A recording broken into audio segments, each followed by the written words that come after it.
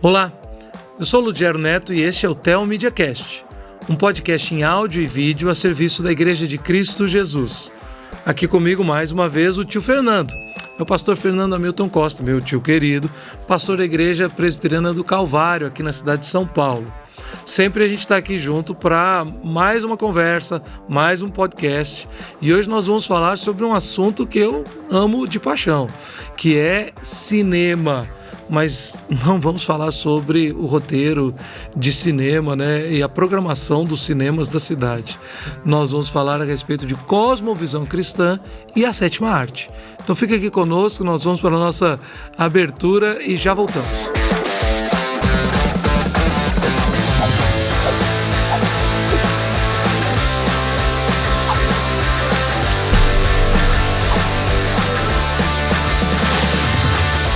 Bom, voltamos e agora eu vou falar que temos um convidado especial para tratar desse assunto conosco.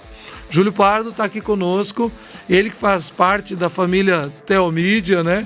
Já esteve aqui conosco um tempo e vem porque ele é dessa área de produção e de vídeo, de roteiro e etc. Na verdade, vou deixar, Júlio, se apresenta aí para quem está nos ouvindo, diz da onde você vem, quem você é, para onde vai. Júlio Pardo, obrigado pela sua presença, se apresenta aí para o nosso pessoal. Maravilha. Meu nome é Júlio, né? Atualmente tenho 28 anos, tô quase fazendo 29 já aí. Atualmente. Então, sou da área, né, de rádio e televisão, de cinema, etc. Trabalhei aqui na Comev, comecei no início aí do projeto do Theo Mídia.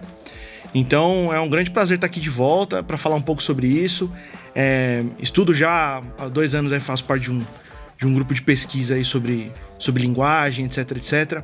Mas é muito difícil de entrar nesses meandros aí, porque o negócio é chato, assim, todo mundo vai querer dormir, né? Então vamos falar de cinema, que é muito mais divertido. Então é isso aí, eu tô aqui pra falar um pouco de cinema, sobre roteiro, sobre como entender se um filme é bom ou se não é, independentemente se você gostou ou não. Existem critérios objetivos pra definir se um filme é bom ou não é. Enfim, eu acho que tudo isso é legal pra gente poder falar e também entender o que tudo isso tem a ver com a fé, né? Fé cristã, né? Por que a gente tem um senso parecido, né? De como a gente gosta de um filme. Por que um filme faz sucesso e todo mundo gosta, um filme ninguém gosta? Será que tem alguma coisa interna na gente que faz a gente E tem também a ideia que a gente estava até conversando agora há pouco, né? Nos bastidores, sobre como também o autor, o roteirista, o diretor conduz um filme para comunicar uma mensagem e que a gente tem que, à luz das escrituras, filtrar de acordo com a nossa fé, né? Saber e até certos perigos, às vezes para os pais, com os filhos e para nós, de forma geral, aprender a enxergar o que está sendo dito ali e como isso vai de encontro na nossa fé ou vai contra, ou como a gente pode ler aquilo através dos nossos óculos, que é a nossa cosmovisão cristã, né? Sim. Posso fazer uma perguntinha dentro disso? Porque eu acho que quem está escutando, anos atrás se falava muito em mensagem subliminar. Então, se você pudesse fazer a não ser que você acredite que seja a mesma coisa. Eu estou entendendo que você está falando de roteiro, de cosmovisão, mas havia um certo misticismo de cenas tal por trás, tinha uma imagem que ia fazendo a cabeça das pessoas. Não é disso que nós vamos tratar aqui, não, né? De forma alguma. É importante falar uma opinião pessoal minha. Eu não sou um grande estudioso dessa área. Apesar de ser de mídia, existe uma área específica que trabalha essa parte de ciências cognitivas, né? E tem essa área específica no ramo de publicidade e mídias de massa. Qual que é o limite da influência da mídia na cabeça das pessoas? De maneira geral, pelos papers que eu tenho lido, os mais recentes sobre o assunto, os estudiosos estão loucos para achar a fórmula da manipulação. Entendi. E eles ainda não acharam a fórmula da manipulação. Então, assim, a gente tem que tomar muito cuidado com o que a gente assiste, etc. Mas não existe um filme que vai entrar na sua cabeça e que vai manipular sua mente. É muito difícil você fazer isso acontecer. Vai virar um pecador por causa daquilo. É porque a muito história que eu difícil. escutei na década de 80 é que tinha um determinado refrigerante, todo mundo sabe disso, e que fizeram um teste, colocava quadros de vez em quando num filme e todo mundo saiu e tomou aquele refrigerante ao final. Isso foi o que era o que se rodava nas igrejas, o pessoal ficava com um medão danado. Pois é. Tá? Então é isso. Não. A gente pode até entrar levemente, assim, mas assim, levemente pra gente, em psicologia, né? A Bíblia fala de subconsciente. Pois é. Quem fala E pecado do subconsciente. Quem fala subconsciente é Freud, não é a Bíblia. Beleza, ótimo, beleza. Aqui já estabelecemos então, Marcos. Vamos falar de roteiro. Vamos falar de roteiro. Mas uma das coisas que a gente trocou uma ideia nos bastidores foi exatamente isso. Que a gente pode entender como um filme é feito, como ele é construído e qual a ideologia, a identidade que vai ser comunicada através disso, certo? Bom, a gente gosta bastante de filme, curto bastante ao cinema, eu, obviamente, sempre fui com criança, eu era criança e eu fui ver O Último Imperador. Meus pais me levaram ao cinema. Ainda era uma época que eu sou de Belo Horizonte. Na cidade de Belo Horizonte a gente ia naquele cinema no centro da cidade, o cinema que dava pra rua, né, que tinha o pessoal vendendo bala e pipoca na porta. Não lembro na disso. calçada. Eu sou dessa época. Você já nasceu, já tinha todos os shoppings da cidade de São Paulo, né? Mas então eu lembro de ver O Último Imperador. Lembro de ir com os meus pais assistir. Eu tinha acho que 10 anos, talvez, Sociedade dos Poetas Mortos. Então, eu era criança e eu achava legal. É uma coisa que eu tento fazer com os meus filhos hoje, também, mas dentro da medida possível, né? Os meus pais, eles curtiam muito ir ao cinema. Então, era uma época que papai pastor tinha folga pastoral e levava os filhos para o cinema e eles iam ver os filmes que eles gostavam. Não, então, outro filme que eu não me esqueço é Dança com Lobos, do Kevin Costner, né? E aí, então, a gente foi sempre aprendendo a ter gosto disso. Hoje em dia, acho que eu sou muito mais infantil do que naquela época, porque eu curto muito o MCU, né? O Marvel. Ontem eu estava assistindo com meu primo um dos... daqueles os desenhos, né, da DC. Então eu curto essas coisas e tá muito em voga, tá bombando. Recentemente teve o Homem-Aranha, que talvez tenha sido o mais visto da história e tal. Então a gente gosta disso. Mas a gente precisa ter bom senso em todas as coisas, de ouvir tudo e reter o que é bom e ter um olhar para isso. Como que a gente... Coisas básicas para a gente observar, então, na construção de um filme, que para a gente poder ter mais atenção àquilo que está sendo comunicado. Tá. A gente pode falar em dois caminhos. A gente pode falar sobre as mensagens nos filmes ruins e as mensagens nos filmes bons. Por que eu vou dizer isso? Eu lembro muito de um livro chamado A Arte Não Precisa de Justificativa, do Hans Hoekmaker, né? Que é um autor aí... holandês, né? Reformado holandês, e ele dizia uma coisa muito, muito interessante, que tem filmes que eles acabam se tornando... Filmes não, existem artes, formas artísticas de maneira geral, que se tornam propagandas de mensagens. E eles são facilmente identificados como obras ruins.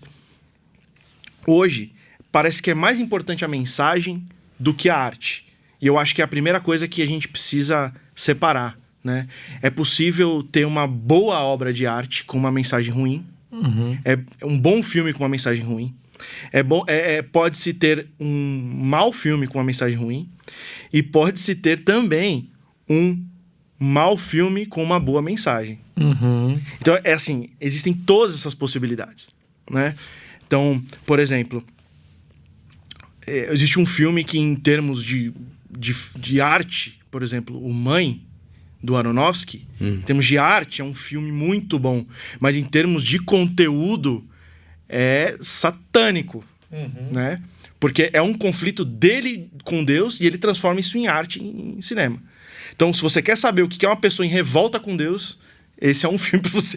Mas é interessante, porque você assiste, você fica no incômodo. Você fala, esse cara tá blasfemando do começo ao fim e é explícito.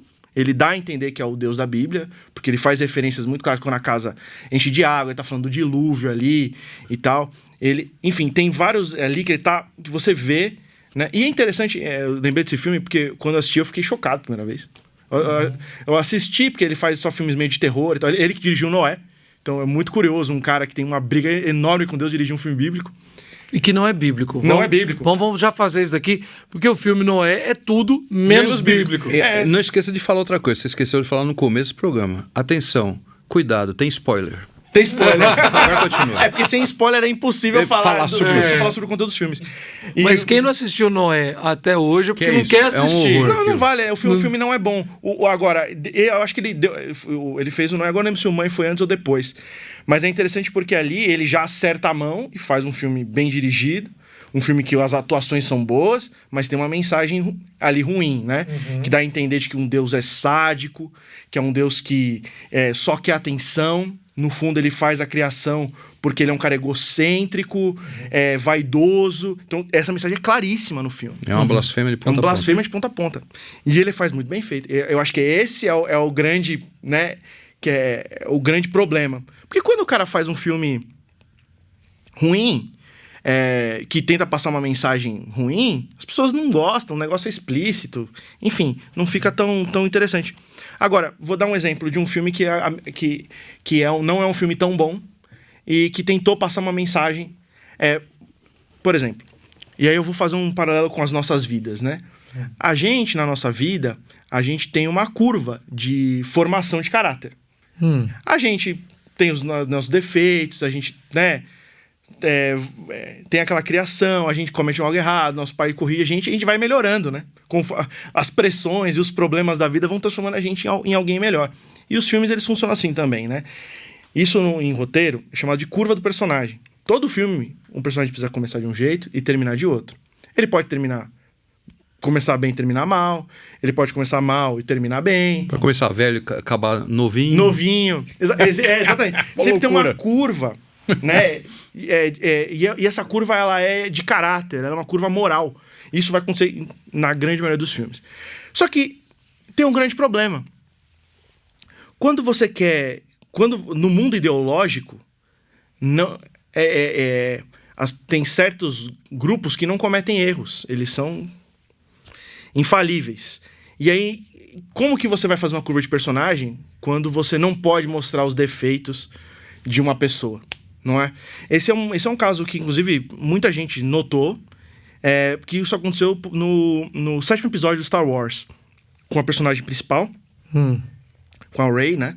Se vocês perceberem, ela começa e termina o filme do mesmo jeito. Inclusive, tem uma coisa interessante, porque como eles quiseram mostrar uma mulher cheia de si, empoderada, etc., sobre toda aquela ideologia que a gente pode entender aí como uma ideologia feminista, mas o interessante é que no início do filme ela tá no meio de uma guerra, e no início ela ainda não sabe todo o potencial do poder Jedi dela. Ela tá no meio de um tiroteio. E um Stormtrooper lá, que no caso é um dos personagens que depois vira bonzinho, ele tenta ajudá-la. Ele pega na mão dela e fala assim: vamos comigo que eu vou te ajudar aqui. Ela solta a mão dele e fala: não preciso de ajuda de ninguém. Logo no começo do filme. Então, como que ela vai? Ela vai crescer, né? Porque se você pega os Star Wars antigos, a curva do Luke, né? Ele cai, volta e cai, e apanha e perde a mão. E tem todo aquele crescimento, aquela curva do personagem. E todo mundo gostou. No 7º episódio, isso não aconteceu, né? Inclusive, quando ela vai encontrar o Luke, o que acontece? É ela que acaba ensinando ele. Exatamente. É ela que ensina o Yoda, e o Yoda queima todos os livros de sabedoria do Jedi. Ele fala assim: tradição não importa. Ele queima tudo. O Luke faz isso, né? Não, o Yoda faz isso. Que é o mestre. Ele fala assim: não precisa. Então, o filme é todo um discurso anti-Star Wars, né? Ele tá jogando fora tudo que foi construído, né? Anteriormente. E o que aconteceu? As pessoas não gostaram. Elas se incomodaram muito com isso, e o filme não fez o boom que deveria ter dado. Porque qual que é a empolgação que a gente tem, né? Quando a gente tem um personagem que, no final, ele tem uma remissão. Ainda que não seja uma remissão bíblica, a gente espera a remissão do personagem. A gente espera que ele vire um herói, ele vire alguém, né? É por isso que todo mundo gostou do final dos Vingadores.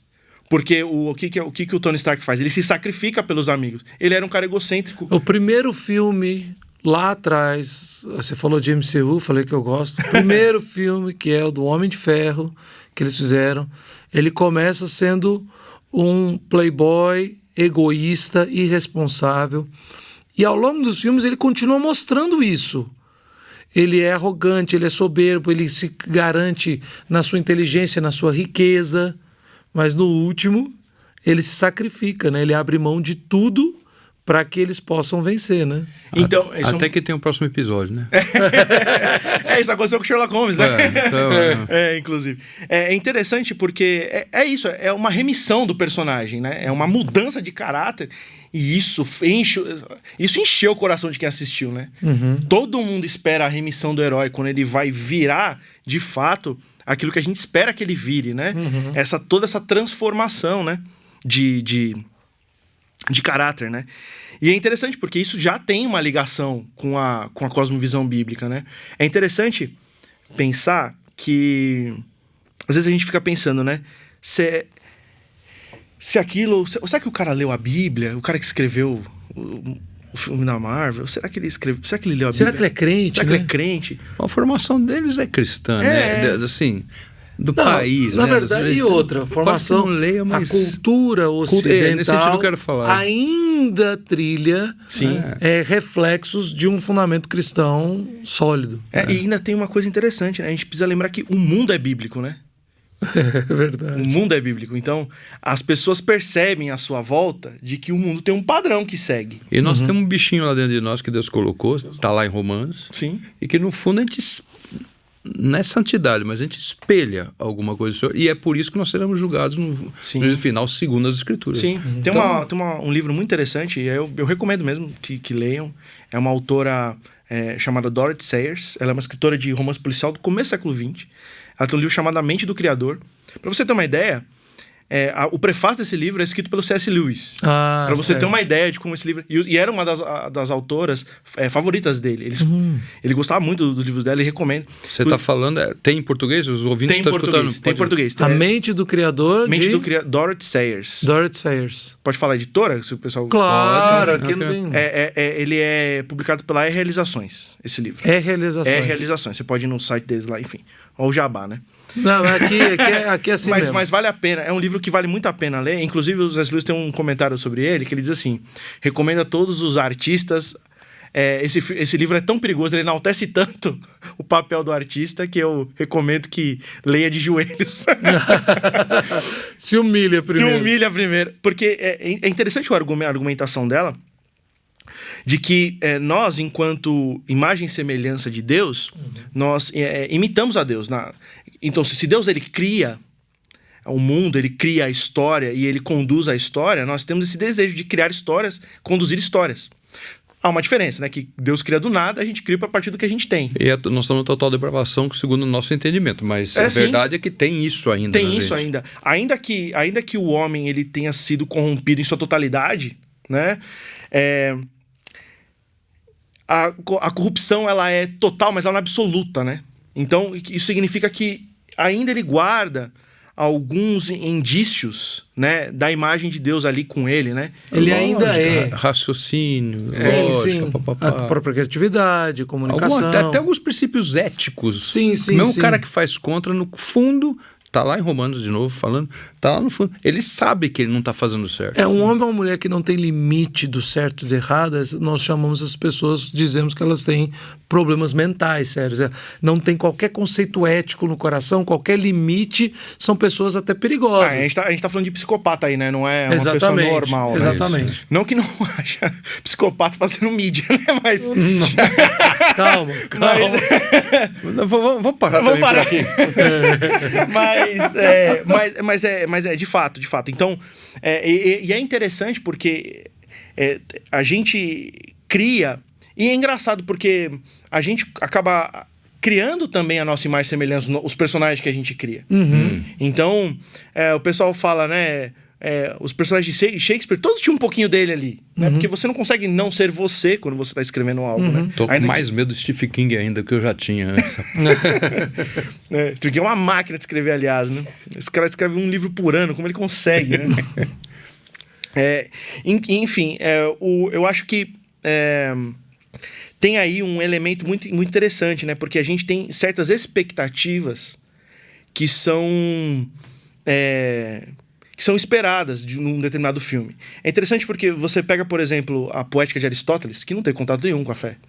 Você vê que a estrutura que ele propõe das tragédias das comédias gregas lembram muito a própria estrutura da Bíblia. Tudo segue uma estrutura meio próxima, que é cenário, repouso, aí você tem um problema ali, que é um ponto de virada. Todo filme começa bonitinho, a família feliz e tal. Aí, que esse filme do Liam Neeson na Sessão da Tarde, né? Família feliz, sequestrar a filha dele, né? Sempre acontece aquele... E ele vai Sempre buscar. tem um it. Sempre E ele vai buscar, ele vai encontrar, e quem fez isso vai se arrepender. se arrepender.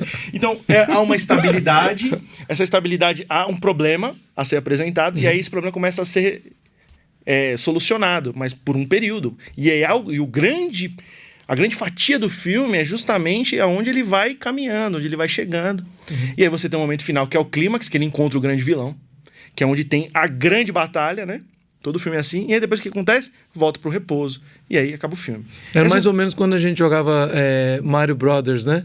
Quando no videogame, e chegava na fase final, que era mais difícil, aí você chefão. chegava no chefão, que era o pessoal chamava de Copa, ou browser, né? Aí você ali... Quantas vidas você perdia ali naquele desafio? Mas você vê, é uma estrutura próxima em todas as histórias. Você para pensar, olha, você tem um primeiro momento que é a estabilidade, um segundo momento que é o primeiro conflito, né, que é o ponto de virada do filme.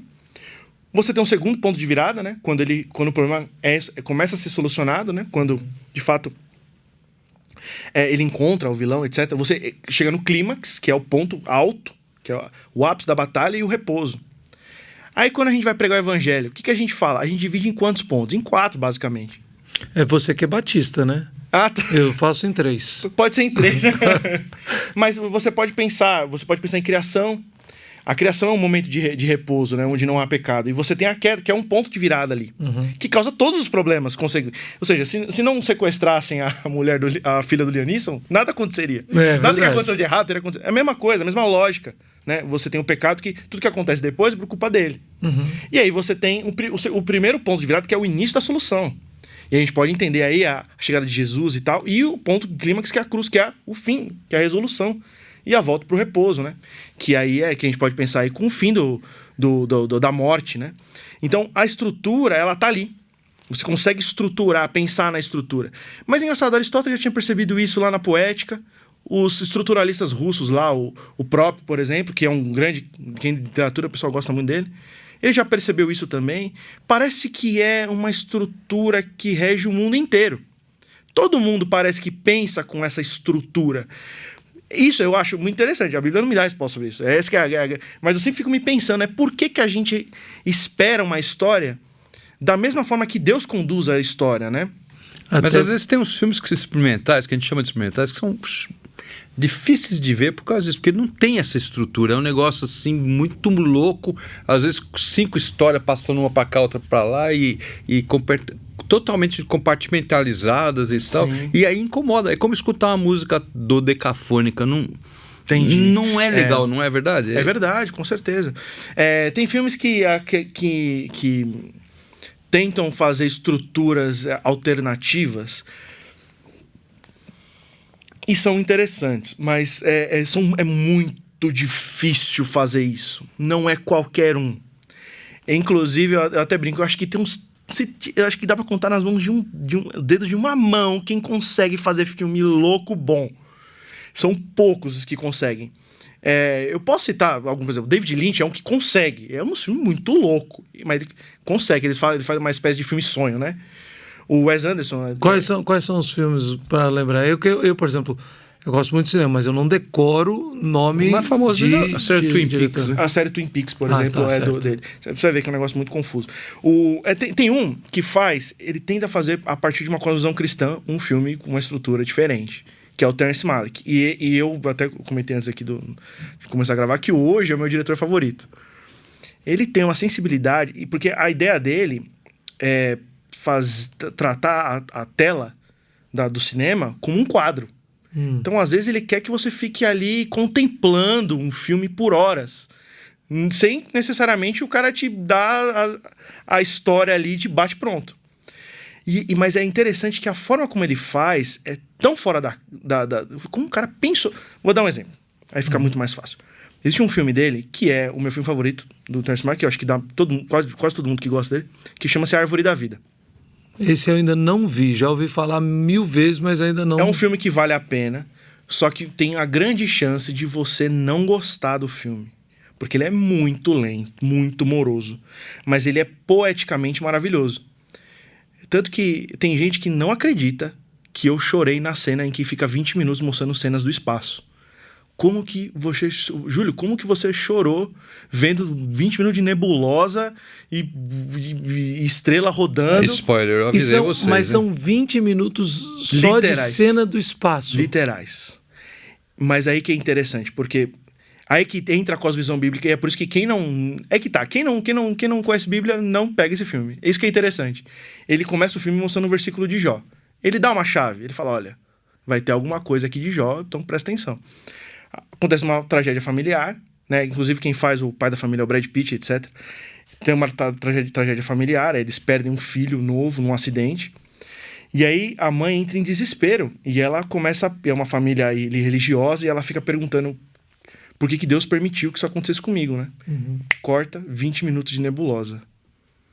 Aí você fica assim... Aí depois aparece um dinossauro bebendo água. 2001, Odisseia. Aí começa, você fica assim, gente... A primeira vez que eu assisti, eu não tinha entendido. Aliás, eu entendi, mas eu falei, vou assistir uma segunda vez. E aí, quando você... né? Tá no meio da tragédia, corta e vai para uma nebulosa. Aí eu entendi a resposta de Deus no livro de Jó. No sofrimento, falando assim, onde você estava quando eu criei as estrelas? E aí ele mostra. E ele começa a mostrar. Mas é que visualmente é muito bonito. Ele mostra ali, e ele mostra os animais, toda a criação, seja o que é o seu sofrimento, perde dessa imensidão. Então ele coloca em perspectiva através dessa cena. Você fala assim, cara, esse cara é um gênio. Né? É interessante, né?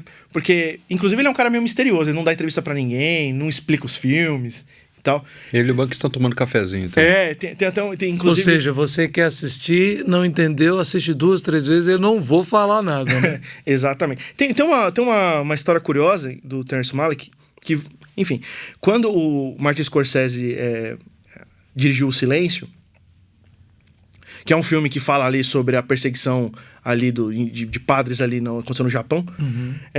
O Terrence Malick, que não fala com ninguém, mandou uma carta pra ele, pro Martin Scorsese, e aí ele abriu e tava assim, o que Jesus espera de nós, e só escreveu isso. Nossa. Ele não fala nada, e assim, inclusive ele sumiu por 20 anos, que ele fugiu, ele foi pra França e não avisou ninguém, depois ele voltou a fazer filme. Ele é um cara misterioso, mas eu acho que os filmes dele valem muito a pena de serem assistidos, qualquer um deles, porque eles, poeticamente, eles contam muito, mesmo sem uma estrutura muito clara. Mas tem estrutura ali, ela só não tá tão clara. Mas se não tem estrutura, você não assiste, você não consegue ver. Vamos voltar para um ponto que você falou logo no começo, conversar um pouco sobre filmes ruins que têm mensagens boas, mas vamos fazer isso logo depois do nosso intervalo, tá? Eu vou para um break rapidinho e já volto. Fica aí com a gente. Para ajudar você a crescer na graça e no conhecimento de nosso Senhor e Salvador Jesus Cristo, nos 7 dias da semana, conheça Telmídia, uma plataforma de vídeos com diversos cursos, palestras, filmes, séries, documentários, música e desenhos animados para toda a família. Assista no seu computador, celular, tablet e até na TV. Acesse pelo site telmedia.com e faça uma inscrição gratuita. Telmídia. Assista quando quiser, onde quiser. Então, Júlio, a gente está aqui ouvindo, né, tio? E eu fico fascinado com essas coisas. Do mesmo jeito que eu gosto de ver filme, eu gosto de ver o Júlio falando sobre os filmes. E uma das coisas que chamou a atenção é que você logo no começo falou sobre filmes ruins. Não, você falou de filmes bons que tem uma mensagem ruim. Aí você até citou Star Wars, né? Não foi isso? O filme bom que tem uma mensagem ruim, você tem o Mãe. O Mãe, verdade, verdade. Star Wars, o episódio 7 em especial, é um filme ruim com a mensagem ruim. E o Noé é uma distorção da palavra de Deus e é um filme ruim. Filme ruim com uma mensagem péssima. Com um diretor bom que você falou que foi o que fez o Noé. Exatamente, ele perdeu a mão. Mas às vezes a gente tem filmes que não são bem feitos, são ruins, mas tem uma mensagem boa. Quais são esse tipo de filme? Como é que se constrói? Como é que eu posso perceber num filme ruim? Não me agradou, não me entreteve, mas ele tem uma mensagem boa.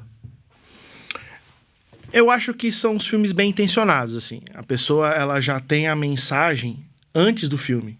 Eu acho que isso é um perigo. Eu acho que, enquanto arte, primeiro você dá... É lógico, toda arte ela vai passar uma mensagem. Mas tem gente que está mais preocupado com a mensagem do que com a arte, né? Com o filme. Você acha que é meio arrogante? Quando o cara começa, ele acha que ele... É uma espécie de arrogância. Ele acha que ele vai entrar na cabeça de todo mundo e o filme é só um pretexto, né? Pretexto nunca é bom. Eu vou dar um exemplo do nosso meio evangélico. Sabe aqueles evangelismos pegadinha? O pessoal fala assim, vamos lá encontrar, vai ter uma balada, né? Fala assim, e aí o cara, balada, aí o cara fica interessado, ele chega lá, né? É um evangelismo. No meu tempo, sabe como é que era a história? Assim, abaixa os olhos e fecha. Agora, quem aceitou Jesus, levanta a mão. Ninguém vai ver. O cara levantava a mão. Aí depois parava, o pastor falava assim, bom, agora você que levantou a mão, vem à frente. Aí o cara falou que ninguém vai ver e chama pra frente. E eu sei que tem mais gente aí. Pô, o cara falou que ninguém ia ver, ele levantou a mão. Né? Essas pegadinhas é coisa velha, viu, né? Mas e esse que você tá falando da balada também, de uma forma assim, muito bondosa, você faz assim, vamos para um churrasco de uns amigos, e é um churrasco da igreja. Aí o primeiro pastor prega, que aí se apresenta todo mundo pessoal, chama pra ir pra igreja. Tipo assim, tem muito isso. Mas o da balada é mais forte, né? E eu acho que o filme com uma mensagem, o filme ruim com uma mensagem boa é isso, é a balada evangelística. Por quê? O cara, vou dar um exemplo, por exemplo, o cara quer fazer um filme, por exemplo, evangélico, etc. E aí o cara, ele tem uma mensagem e a mensagem é boa, mas o filme... ele não cativa, ele não deixa você entrar na história, ele tem diálogos talvez não muito bem construídos. Às vezes até por um excesso de zelo, você acaba prejudicando um filme, né? Eu já vi filme, por exemplo, eu não vou dar nominalmente, por exemplo, eu já assisti uma vez um filme bíblico, muito bem produzido, com orçamento alto, com bons atores, com boa fotografia, com uma ótima mensagem, mas os diálogos eram péssimos. Péssimo. Isso me incomodava. Eu não conseguia assistir o filme. Eu ficava assim... tanto que tinha... inclusive, era engraçado, porque os caras tinham tanto zelo pra não botar palavras na boca do apóstolo. Eu já tô dando dicas do filme. Tava com tanto medo de botar palavras na boca do apóstolo, que o apóstolo ficava se autocitando no filme. Como um dia eu disse, combati o bom combate. Eu falei assim, você acha mesmo que se um dia você encontrasse... O apóstolo Paulo na rua, ele vai ficar se autocitando.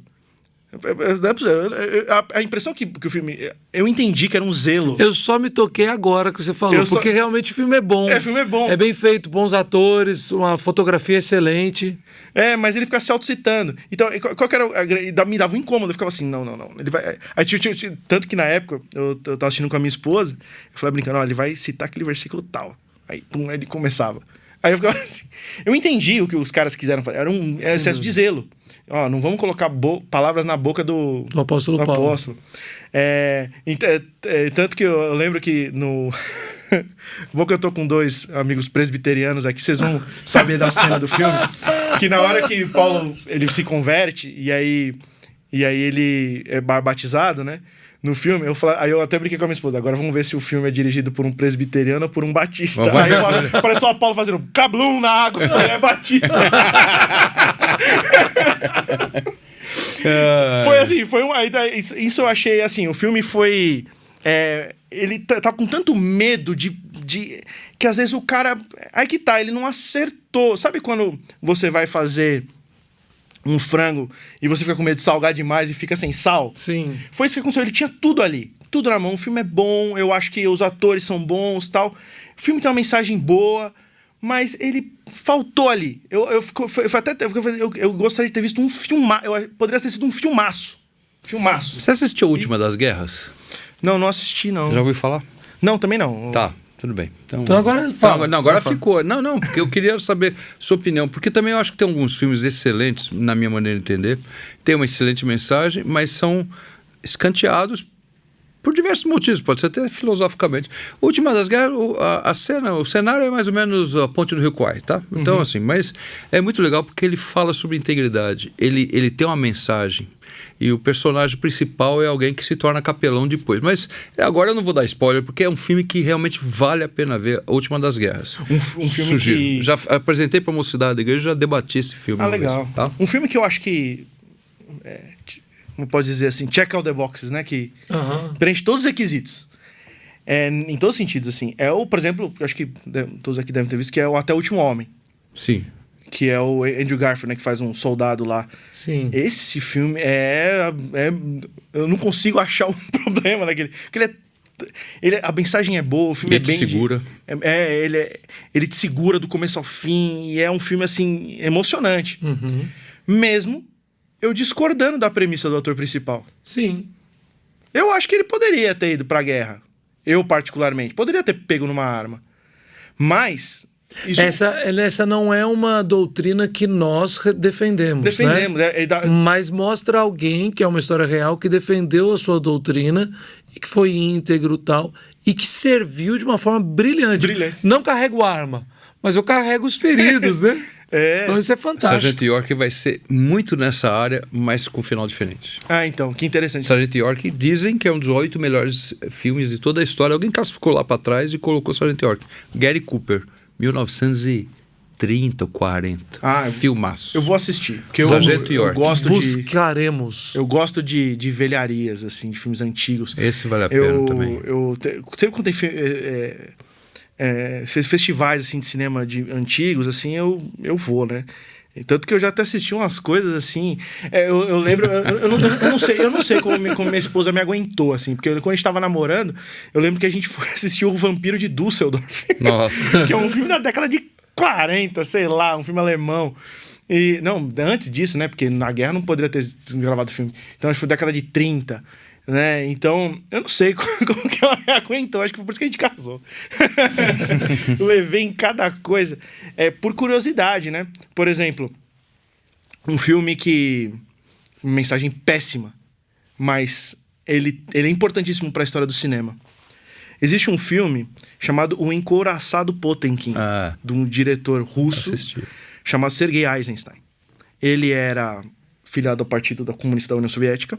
Esse filme foi feito na década de 20 e ele foi encomendado pelos soviéticos para tentar inculcar na cabeça dos russos a mentalidade revolucionária. Foi nesse filme, olha que curioso, que foi criada a teoria da edição de vídeo. E é o filme que tem aquele famoso carrinho descendo a escada. Que depois aparece lá nos... Como é que é? Intocáveis?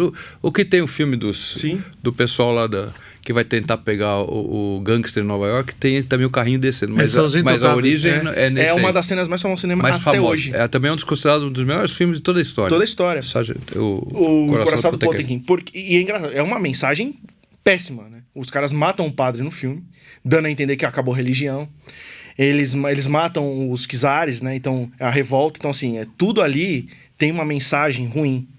Mas é interessante que foi nessa busca de tentar mudar que ele criou a ideia de você se utilizar da edição de vídeo como recurso narrativo. Então, todo mundo que estuda cinema, estuda a edição de vídeo, bebe nessa fonte.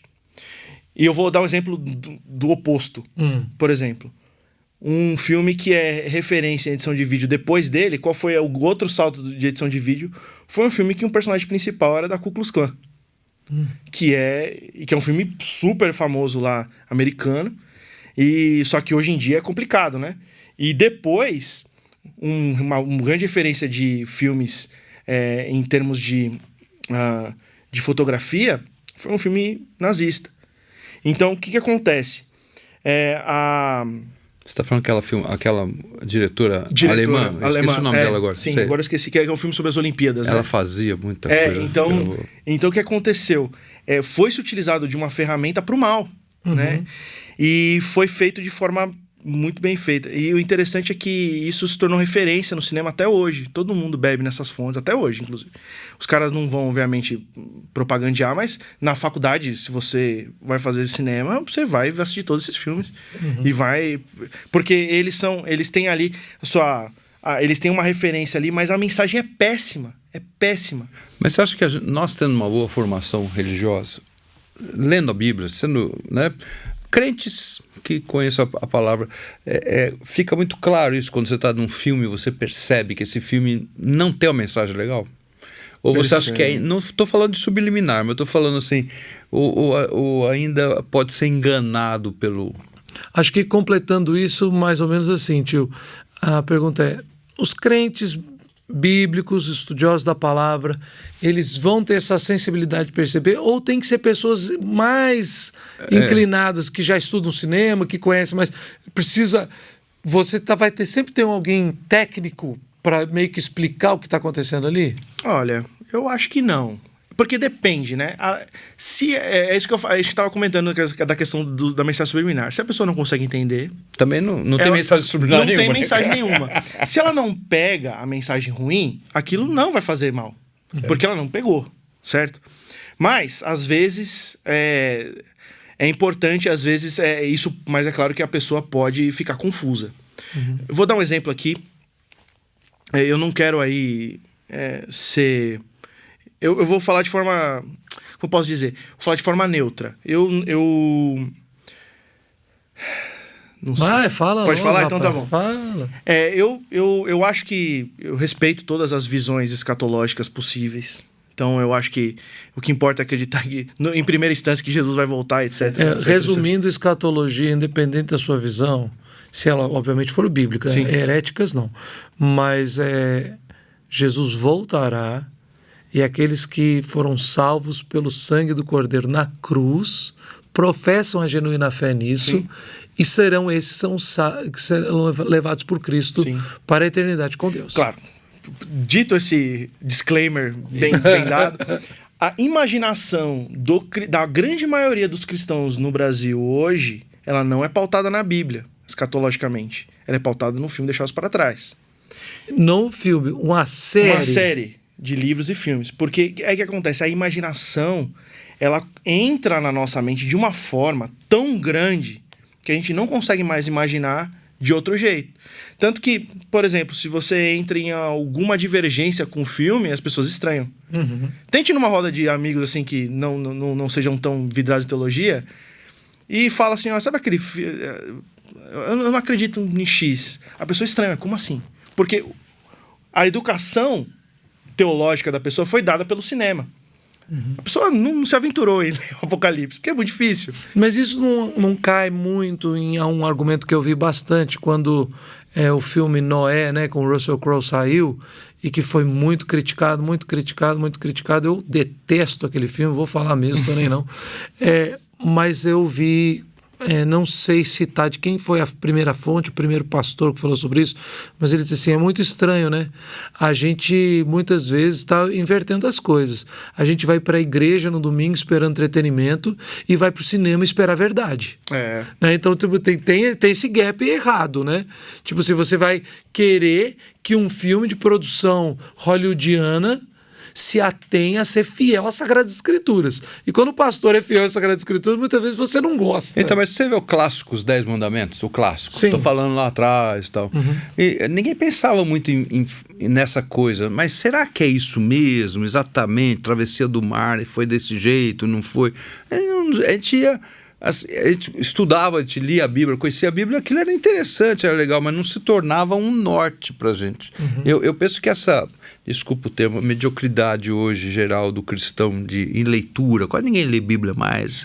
Somos biblicamente iletrados. Por exemplo, eu amo Paixão de Cristo. Acho um filme maravilhoso. Para mim, eu acho maravilhoso. Tem uma cena lá, só que aquela cena do diabo aparecendo lá no Getsemane, não sei onde que apareceu aquilo, na questão escriturística. Mas o pessoal fala, mas é muito sangue, é muito violento. Cara... Você lê a Bíblia, meu. Então havia todo Desse filme você falou de uma cena, eu falo de duas e vou pro break, né? Porque também aquela cena que o cara começa a provocar Jesus na cruz e falar mal dele, e vê um corvo e dá no olho dele. Aquilo... Daquele é a vontade do crente. Foi o Mel Gibson que falou, deixa eu me vingar. E a outra cena são aquelas cenas que ele tem algumas, né, das memórias dele, até Maria também tem uma das memórias dela, e uma das memórias é que ele foi lá e fez uma mesa alta e disse pro pai dele, olha, por que a gente não faz isso? Eu ponho um assento para tal. Ou seja, só porque Jesus... Ele inventou a cadeira. Ele inventou a cadeira e a mesa alta. O pessoal exagerou. Mas eu vou pro break rapidinho para voltar sobre esse assunto mesmo. Até sobre aquilo que eu falei. Querer a verdade em Hollywood e entretenimento no púlpito. A gente já volta já já. Para ajudar você a crescer na graça e no conhecimento de nosso Senhor e Salvador Jesus Cristo, nos 7 dias da semana, conheça Telmídia, uma plataforma de vídeos com diversos cursos, palestras, filmes, séries, documentários, música e desenhos animados para toda a família. Assista no seu computador, celular, tablet e até na TV. Acesse pelo site telmedia.com e faça uma inscrição gratuita. Telmídia. Assista quando quiser, onde quiser. Então, Júlio, obviamente eu estou ouvindo você falar e fascinado aqui por causa do seu conhecimento do cinema e você citando vários filmes e dando uma análise sobre eles. Mas eu comecei a me lembrar, quando você falou, é um filme bem antigo, eu já ia zoar, né? De Volta para o Futuro. Porque ainda ia zoar, porque você falou que tá 28, quase 29, e eu já tô com 42. Então eu ia zoar, porque era filme da minha infância. Mas eu percebo também que você está falando, desculpa falar assim, obviamente é um elogio mesmo. Quando a gente fala assim, não, esse jovem é fora da curva. Uhum. Né? Porque você disse, como é que a sua esposa aguentou com o namorado?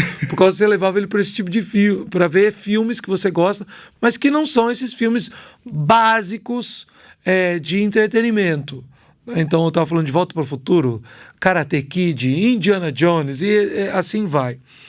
E eu imagino, talvez eu esteja errado, mas eu imagino que a maioria das pessoas foi sendo educada culturalmente em assistir esses grandes filmes de bilheteria, de muita ação, de muita diversão, de muito entretenimento. Eu lembro que havia sempre um gap dos lançamentos nos Estados Unidos, dos lançamentos no Brasil. Hoje não existe mais, mas havia um gap gigante às vezes, porque focava-se em lançar filmes no Brasil nas férias escolares, que era sempre dezembro, janeiro e julho. Uhum. Né? Hoje em dia lança tudo junto, até porque a internet tem tudo, e a gente fica sabendo. Como avaliar esses filmes, que talvez eles não tenham essa arte, a ideia da nebulosa por 20 minutos, da nebulosa por 20 minutos e coisas do tipo. Como avaliar arte dentro nessa ótica de vamos entreter, apesar de qualquer coisa? E eu estou fazendo uma pergunta gigantesca, eu sei. Eu vou parar. Mas eu entendi de onde você está. E outra coisa é como orientar os nossos irmãos em Cristo para dizer, pera um pouquinho, não é simplesmente, não, isso aqui é entretenimento, é só cinema, não tem nada a ver, quando várias ideias e mensagens, não subliminares, mas são, assim, sutilmente lançadas para ir moldando a mentalidade e a cultura do povo. Uhum. Eu entendi. Inclusive, essa é uma discussão que está rolando, inclusive entre diretores de cinema, né? Não faz muito tempo que o Martin Scorsese disse que uma coisa é cinema, outra coisa é parque de diversão. Uhum. Que você senta numa cadeira e só se entretém e vai embora sem ter... Porque Foi ele que criticou bastante os filmes da Marvel.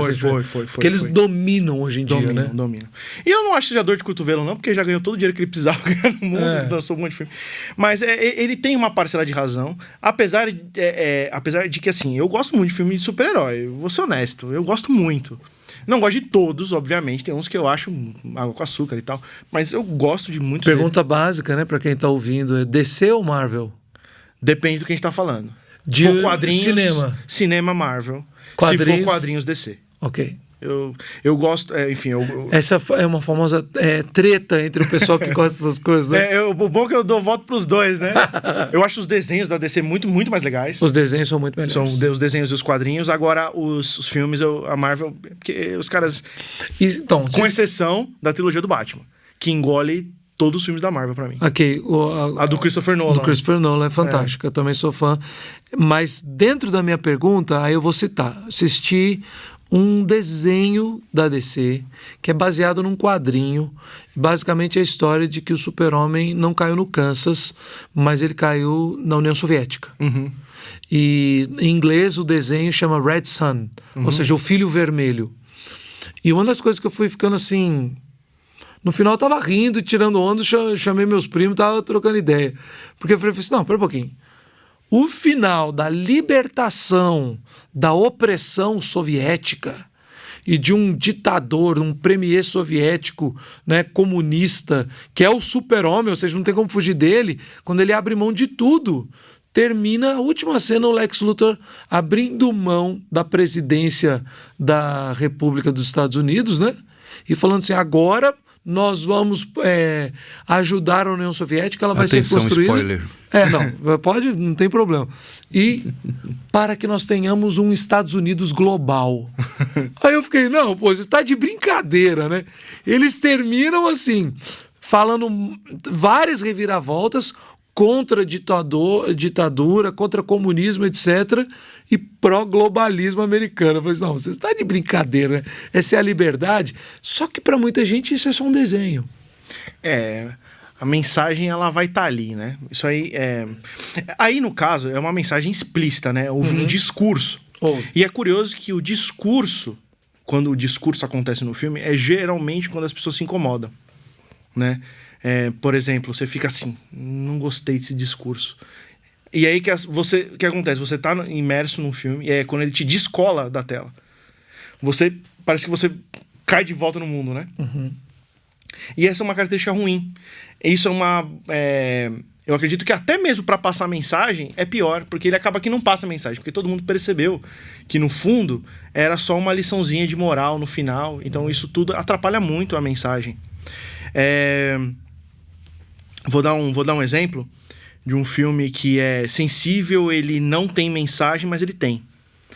Tem aquele filme Roma, do Afonso, acho que é o Afonso Cuarón, né?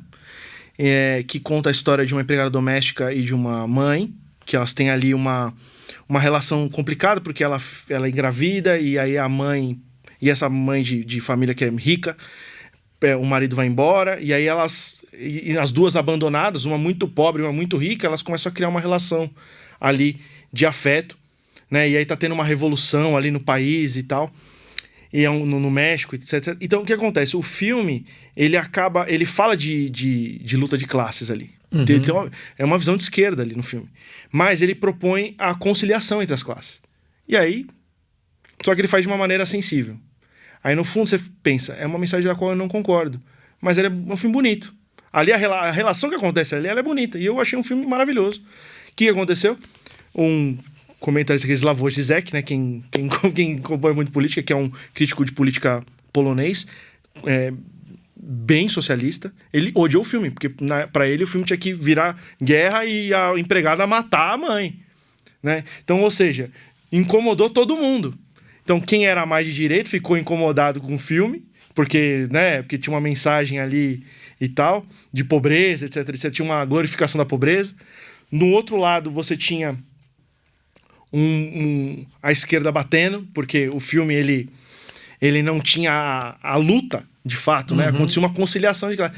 E no final das contas, era o que o próprio diretor pensava. Isso que eu achei interessante. Era o que ele acreditava. Um filme que eu assisti quando assisti na escola, era adolescente e tal, e eu gostei muito, que foi muito criticado porque também ficou em cima do muro, era O Que É Isso, Companheiro? Porque eles falaram, né, dos sequestradores, do embaixador americano, ainda na época do governo militar e tal. Só que eles mostraram sensibilidade no pessoal da polícia comandada pelo exército para investigar e pegar, ou seja, que o cara era humano, mostrou as amizades dele, a família dele, mas também mostrou a parte humana do medo, da reação do personagem que era do grupo terrorista, do pessoal da esquerda, ou seja, ninguém gostou. Eu gostei muito do filme porque ele é bonito, ele é bem feito Sim. e tal, mas a crítica não gostou porque ele não falou mal do governo militar e não execrou o pessoal da esquerda que estava lá no movimento terrorista. Você pode até fazer críticas ferrenhas, né, em um filme, mas você tem que saber o jeito de fazer. Você não pode fazer isso em forma de discurso. Quando vira forma de discurso, aí deixa de virar filme e vira propaganda. Aí perde a graça. Né? Aí o filme perde toda a graça ali. Ele perde a graça. Então, por exemplo, você tem um filme mais odiado da história do YouTube, né? Que é o Ghostbusters, né? Não o último, mas o penúltimo.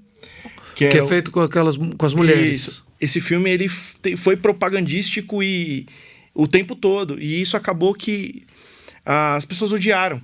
Né? Foi um filme muito execrado.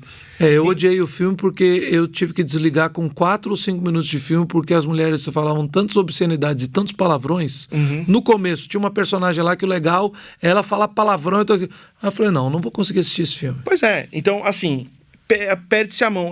Há uma preocupação maior em passar uma mensagem que você tem na cabeça do que passar o seu sentimento, alguma coisa que realmente vem de dentro de você.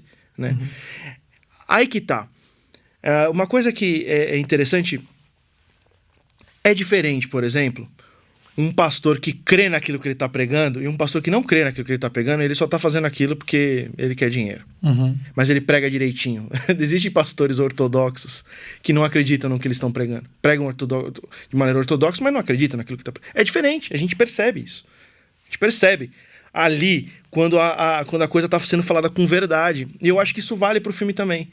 Quando um diretor, quando um roteirista escreve aquilo com verdade, quando ele quer passar uma mensagem, mesmo que você discorde da mensagem, você pode entender o que ele disse e refletir sobre o assunto.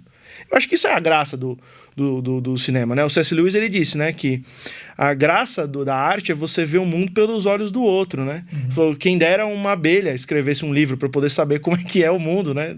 Pelos olhos dela. Então, há uma coisa interessante de você tentar ver o mundo pelos olhos de outro. Não, porque, no fundo, se a gente vê aquilo que a pessoa que pensa igual a gente, acaba que a gente não, o filme ele não enriquece. Então, mas aí tem um outro lado também, né? Quando a pessoa tá fazendo filme só pra te forçar uma ideia. Aí é discussão. E é incômodo. Ninguém gosta de sentar num bar. Eu pelo menos não gosto, né? Tem gente que gosta, mas no fundo é mais querer ganhar o debate do que... Ninguém tem prazer em ficar ouvindo o que não gosta, né? Então, eu acho que é isso, assim. A gente ter a sensibilidade de, às vezes, num filme... entendi o que o cara quer dizer. Não concordo, mas eu vou pensar um pouco sobre esse assunto, até para eu formular minhas ideias e tal. Agora, e tem gente que faz isso muito bem, e não só no sentido ruim, mas no sentido bom também. Vou dar um exemplo. Aí eu vou voltar com a DC, aí vamos voltar a falar de super-herói. No segundo filme da trilogia do Batman, o Cavaleiro das Trevas, Sim. que é o meu filme favorito de herói de todos os tempos. Ele é um dos melhores a disparar. É meu filme favorito de herói de todos os tempos. Eu lembro que quando eu fui no cinema, eu saí com as pernas literalmente tremendo. Eu não conseguia andar. De tão fascinado que eu fiquei... Grudou na... Eu lembro que eu me perdi, não sabia que cinema que eu tava. Eu moro na Zona Leste, não sabia... Esse que tem o Coringa, que é feito o filme do Ledger? Isso. Com o Heath Ledger. Eu fiquei assim...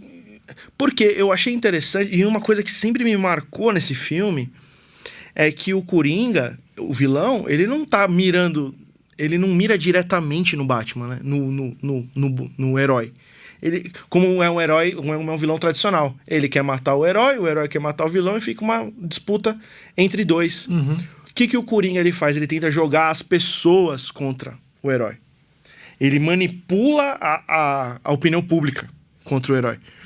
E aí é interessante porque eu andei... Por exemplo, se você lê um pouco sobre a teoria mimética de um autor, de um filósofo, chamado René Girard, filósofo francês, e ele fala sobre a teoria mimética, você vê que o Christopher Nolan bebeu ali, e ele trouxe a teoria mimética para o filme, que é uma teoria específica.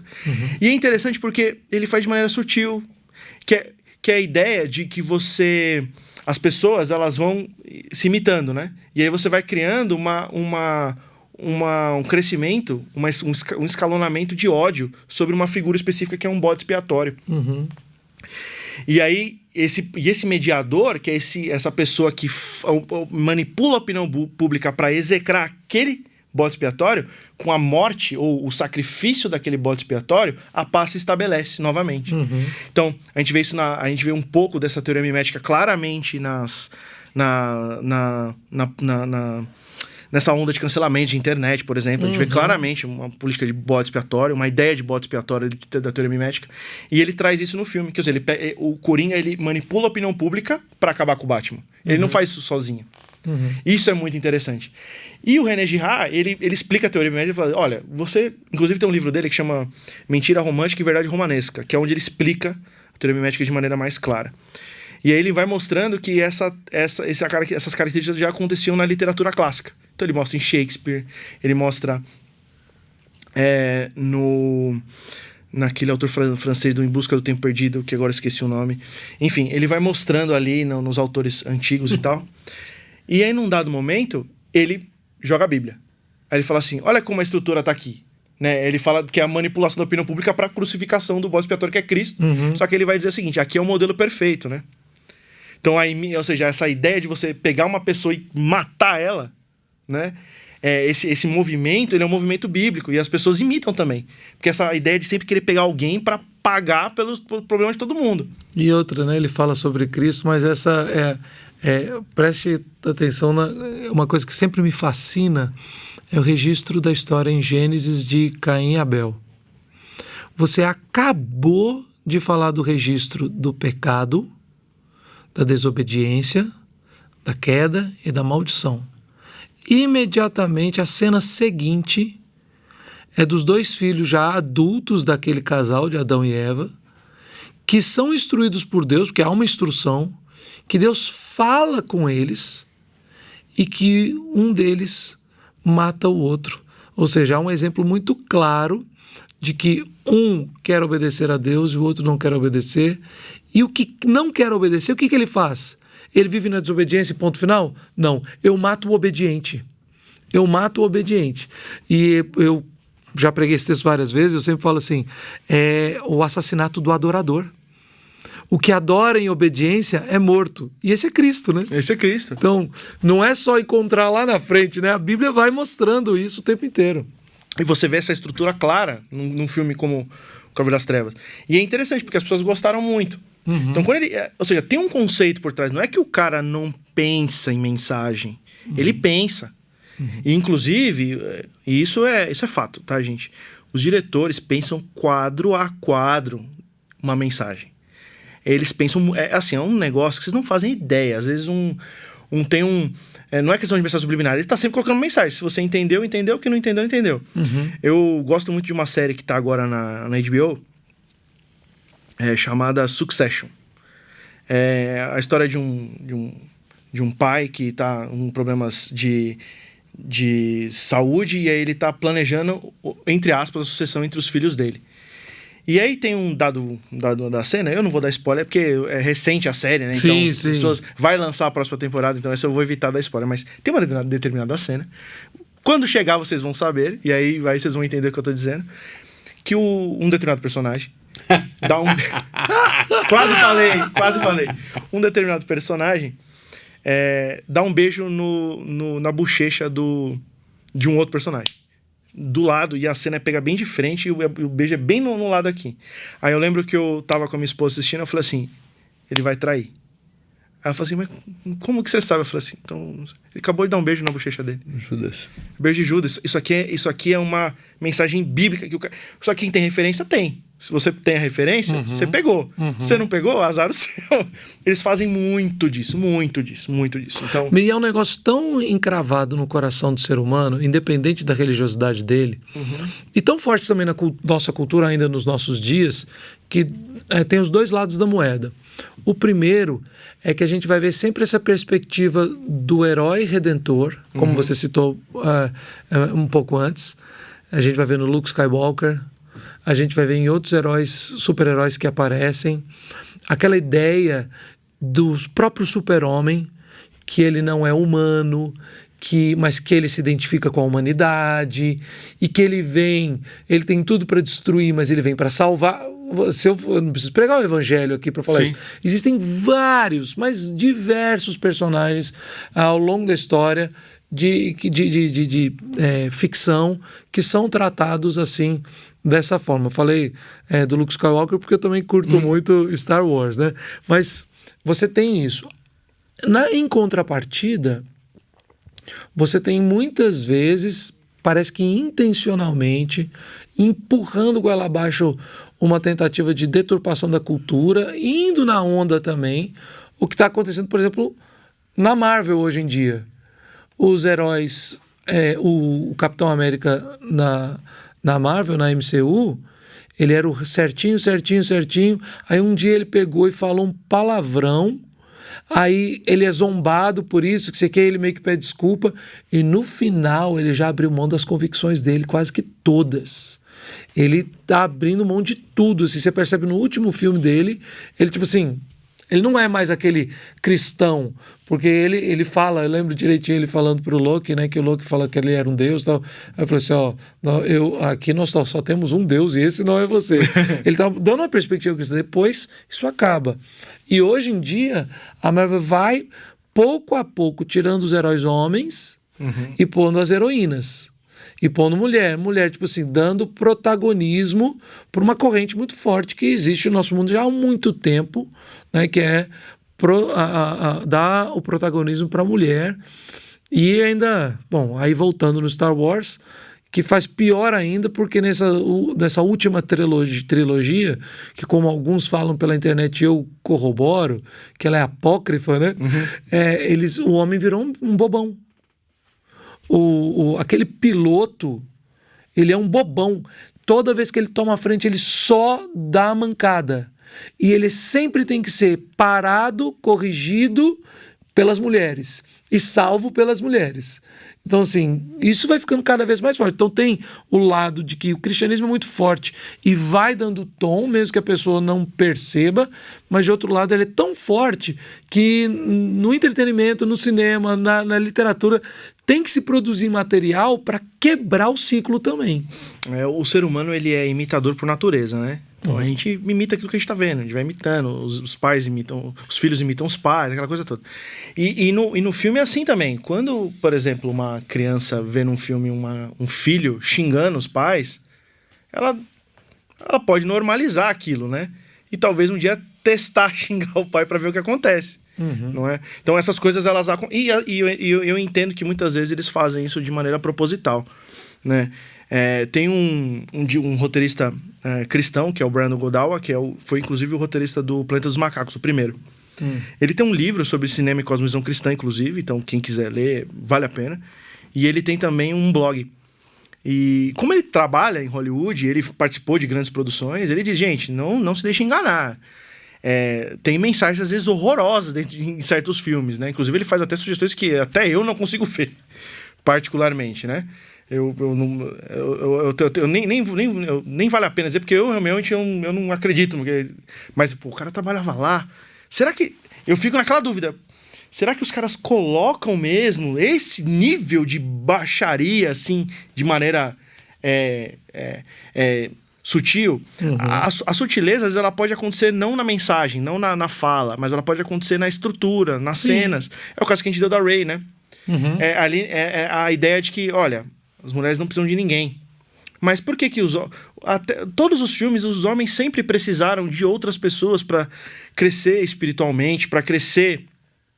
Eu estou dizendo espiritualmente dentro do universo do Star Wars. Sim. Mas para ter um crescimento na sua linha. Na curva de desenvolvimento. Na curva de desenvolvimento. Então você tem o Obi-Wan, que instrui o Luke. Depois você vai ter o Yoda, que vai instruir o Luke.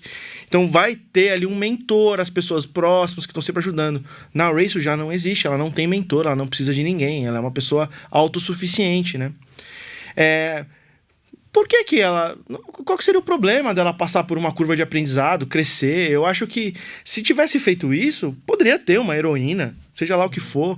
Eu acho que não vejo problema em si ter uma heroína. É uma coisa até legal, eu acho até legal. Mas...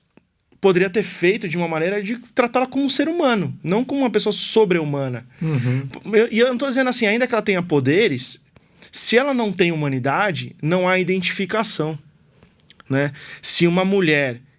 Se o intuito é fazer com que as mulheres se valorizem, você precisa ter identificação. Você não... A Mulher Maravilha tem isso, né? Porque no final ela olha a fotografia e ela vê o cara que ela gostava. Então tem um link no final. E assim, é por isso que o Mulher Maravilha fez tanto sucesso. O primeiro, o outro não gostei. Não, tô falando o primeiro, por isso que fez O tanto sucesso. 84 você não gostou tanto. Não, eu achei bem... Mas no 84 ela começa também com esse aprendizado, que ela é criança e ela vai vencer o negócio e aquela capitã lá das Amazonas tira e fala assim, não, sem fazer pela verdade, sem fazer pelas regras, você não pode vencer. Então, tipo assim, ela também passou por um processo, um desenvolvimento. E é por isso que o filme... E é por isso que alguns personagens funcionam, e eles são legais, e outros já não, né?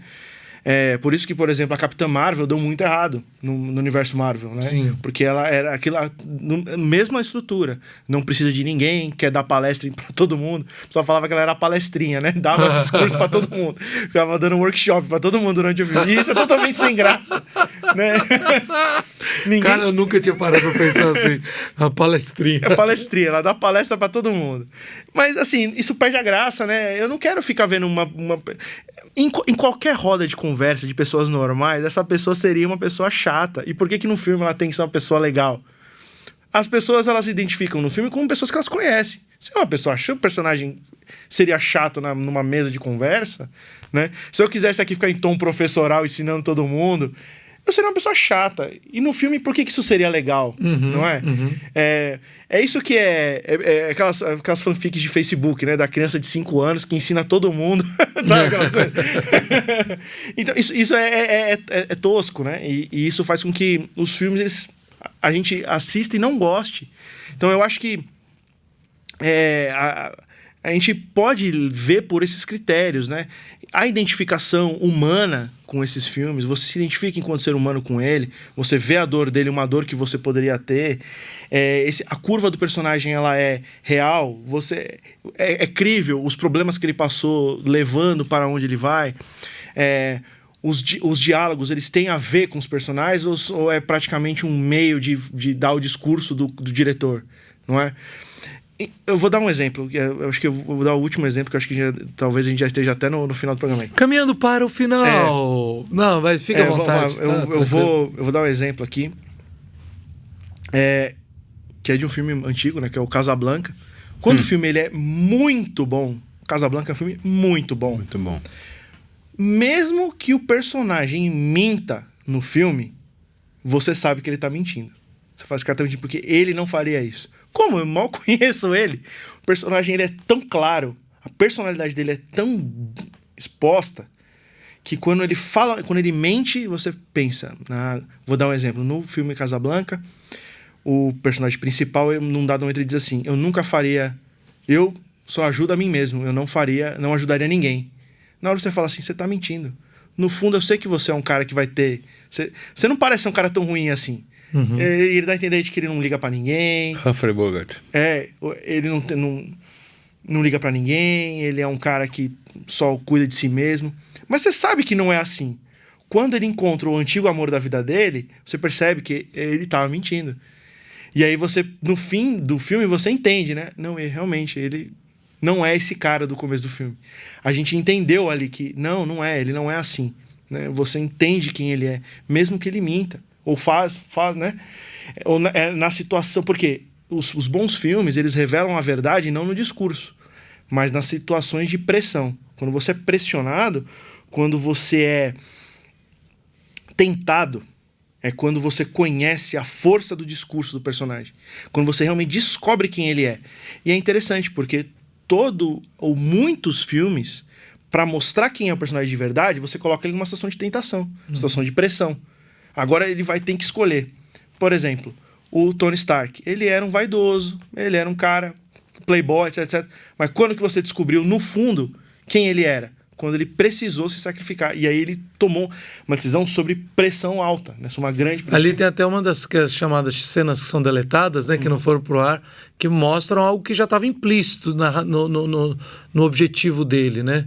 Era salvar a filha dele. A partir do momento que ele passou por todos os problemas, ele também amadureceu, ele cresceu, ele começou a ver o bem de outras pessoas. Ele tinha uma preocupação muito grande com o bem do Peter Parker, que morreu, por isso que foi a lembrança do Peter, o amor dele pelo Peter que faz ele entrar naquela jornada, né? Mas quando ele percebe, tipo assim, que ele tem uma chance, né?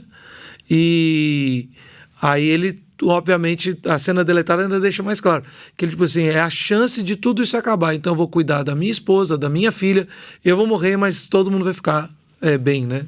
Uhum.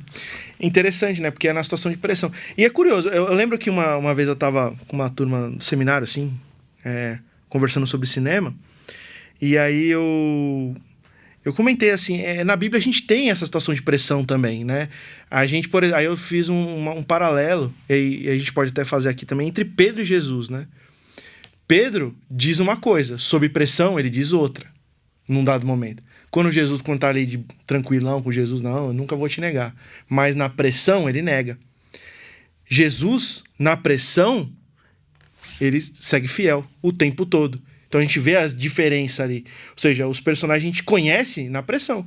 Se Pedro não tivesse sido tentado, talvez a gente não conheceria todas as características do caráter dele ali, da personalidade dele, se não fosse aquele momento de pressão. A gente ficaria com o discurso, que é diferente. Então o discurso de um filme é diferente de entender o personagem. Então por isso que se os personagens não passam por situação de pressão, onde eles têm que tomar decisões morais, você não conhece o personagem em toda a sua inteireza. Né? É por isso que tem filmes que hoje os personagens não passam mais por situações de pressão, onde eles têm que tomar decisões difíceis. Isso já não acontece mais, porque você não quer colocar ele numa situação difícil, né? É uma tentativa até de proteger os jovens. Olha, você não vai precisar tomar decisão difícil na sua vida, né? É porque não tem mais a cultura que a gente vive, não quer mais forjar o caráter de ninguém, né? A ideia e isso vai enfraquecendo a sociedade por uma cultura enfraquecida. Então você vive tranquilo, porque no final vai dar tudo certo, né? Você não vai ter que passar por grandes provações, por grandes testes, né? Cara, o assunto é fantástico. Vamos tocar mais 1h30 de programa agora, né? O pessoal da câmera já tá me olhando assim, tipo assim, bora, né? Brincadeiras. Não é aqueles podcasts de 4 horas, né? Não, nossa, não. Mas é de várias outras oportunidades. Então, logo, logo o Júlio volta aqui pra gente continuar conversando. Júlio, obrigado por ter vindo, obrigado por esse tempo tão gostoso, tão legal, que é de entretenimento, que fala o nosso coração, porque a gente gosta disso, mas sempre dando luz a como a comunicação está clara, como nós somos imitadores de Deus e como o cristianismo tem sempre algo para falar e é um óculos para a gente filtrar todas essas coisas e ter entendimento daquilo que está sendo comunicado. Agora, se o filme for complicado demais e você não entendeu, você falou, não entendeu, não tem nem problema. Não tem nem problema. Obrigado, cara. Valeu por estar aqui com a gente. Não, obrigado a vocês aí. Foi muito boa a conversa. Eu poderia falar muito mais. A gente vai, na próxima a gente fala mais. Ficou vários assuntos aí daqui nas gavetas aqui da minha cabeça. Depois você me manda um zap, assunto 1, 2, 3, vai ser vários episódios aqui do nosso encontro. Maravilha. Tá bom? Valeu. Tio, mais uma vez, obrigado por estar aqui. Eu agradeço. É bom que também tem vários filmes que o Júlio falou que eu boiei e o tio Fernando conhecia todos. Mas ele falou um negócio, rapaz, você viu que eu fiquei quieto? É Balzac? Não, porque você falou assim, autor do Em Busca do Tempo Perdido, e eu parei, o gancho me agarrou, porque eu conheço o autor, e não é Balzac, não. Mas depois a gente escreve no blog lá na entrada, e fala assim, o autor é...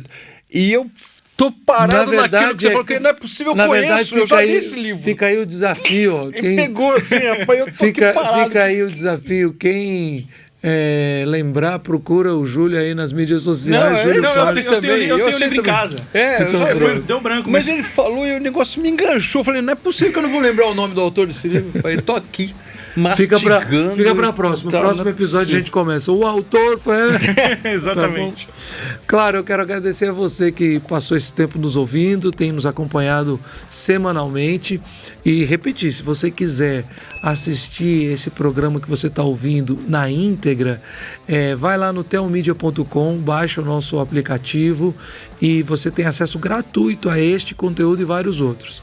E se você tem nos ouvido e acompanhado esse nosso trabalho já há algum tempo e quer ser nosso parceiro, quer investir na missão da Telmedia, na missão da Comev, seja um assinante do Telmedia. Baixe o seu aplicativo, assine, faça a sua inscrição e contribua para que nós possamos continuar fazendo esse e vários outros programas. Obrigado pela sua atenção, Deus te abençoe e até semana que vem.